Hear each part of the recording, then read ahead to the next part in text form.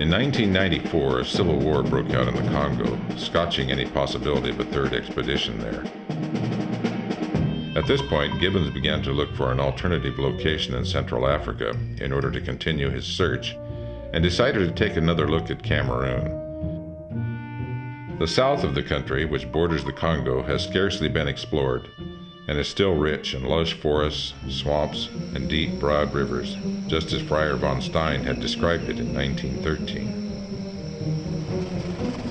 In November 2000, Gibbons traveled to Cameroon with Dave Wetzel from Concord, New Hampshire. They teamed up with Pierre Sema, a Cameroonian national who worked with an American missionary team and hunted regularly in the jungle with the Baka pygmies. After purchasing additional supplies, Gibbons, Wetzel, and Sema headed south on some of the worst roads imaginable.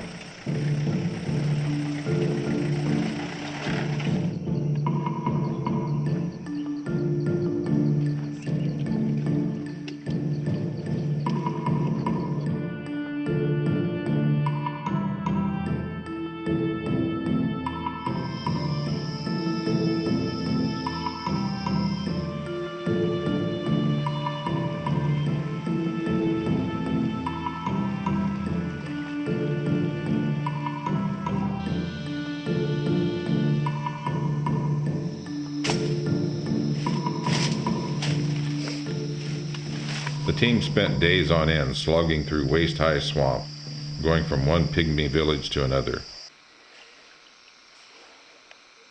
However, their efforts were rewarded with first-hand eyewitness accounts of Mokele-Mbembe activity dating from 1986 to April 2000.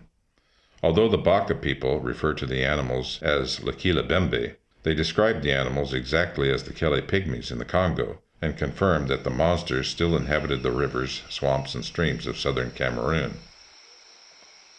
The pygmies also described the monster as having a series of dermal spikes running down the length of its neck, back, and tail.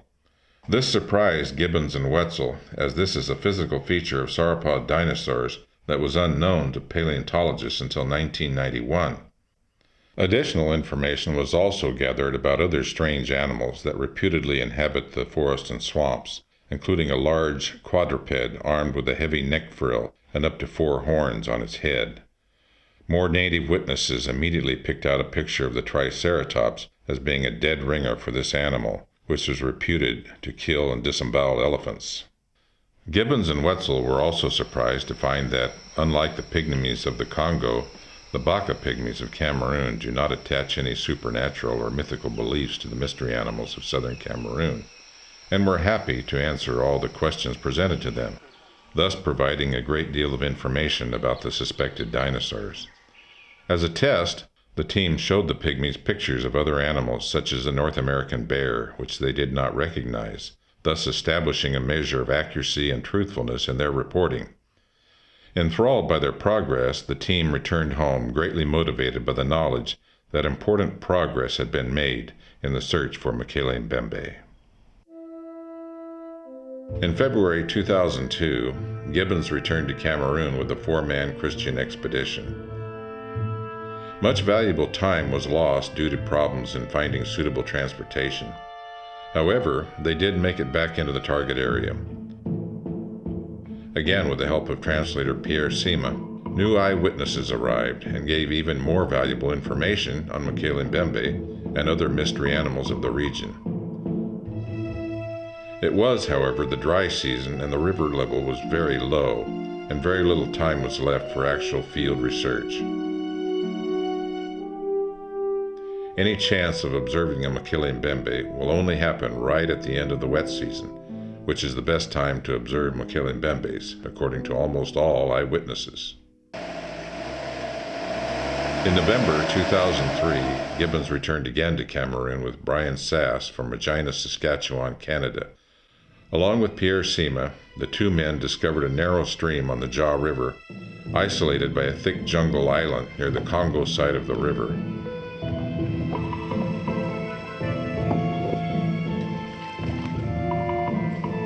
At least 5 caves, partially submerged in the river on the Congo bank, were visible, and the locals told the explorers that these were inhabited by at least 3 or 4 Mokele-Mbembes. The area was known as the Zone Interdite, or the Forbidden Zone.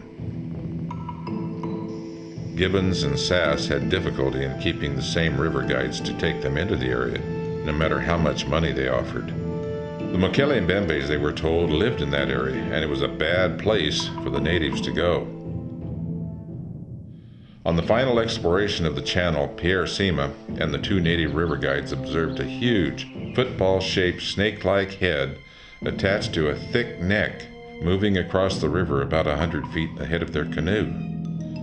Gibbons and Sass, sitting in the rear of the canoe, were unable to stand erect in the narrow canoe, lest the entire team end up in the fast-flowing channel. Later, when they all reached the safety of the riverbank, the two boatmen explained that they observed a huge animal walking across the river ahead of them. The river was at least 20 feet deep at the time, thus ruling out an elephant, crocodile, turtle, or a snake, as the strength of the river current would have affected the passage of these animals.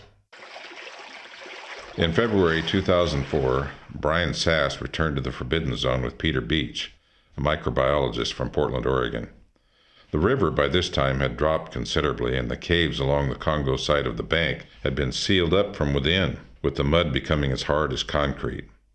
All right, the caves were filled with debris, with rocks and dirt. This is a fairly dense material. It wasn't sandy at all. It was more like cement. At any rate, we got on the one of these little outcroppings where the cave entrance was, and there were some holes, some large diggings, and we looked at those very closely, and we found that there were holes in those holes. The expedition returned with plaster casts of the claws of the animal. One of the plaster casts came out like this. Another one did too. Two or three of them look very similar, and that is essentially one digit of a digging tool on the hand of an animal.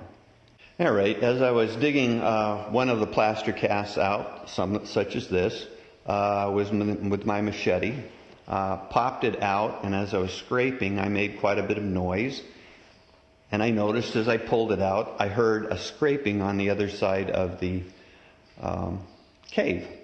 It sounded like it was only a few feet away from me, maybe 2 or 3 feet. It sounded like it was hollow on the inside. And it sounded like there was something alive that was in there. I said to my partners, did you hear that? And Brian Sass, my other friend there, he said, no, he didn't hear. And Pierre said, yeah, I heard it. Get in the canoe. But my mind was on, well, let's dig it out. I had no idea how big this animal was, really. But Pierre was smart enough to get us back in the canoe, forced us to go across the river at that point and get back on the island and then observe. Nothing else happened there. So we started looking around that island. And we found on the island footprints, many footprints. The impressions revealed that at least 2 adults and a juvenile animal, all as big as elephants, had been feeding in the immediate area, with leaves being stripped from the trees to a height of 18 feet. Sima estimates that the animals were much bigger than elephants, with a head height of at least 18 feet, which is as tall as a male giraffe.